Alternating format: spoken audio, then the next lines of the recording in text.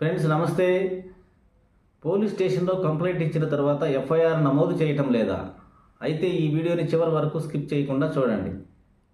మీరు పోలీస్ స్టేషన్లో కంప్లైంట్ ఇచ్చిన తర్వాత పోలీసు వారు మిమ్మల్ని పట్టించుకోకపోయినా లేదా ఎఫ్ఐఆర్ నమోదు చేయకపోయినా మీరు ఎట్టి పరిస్థితుల్లో కంగారు పడవలసిన పని లేదు.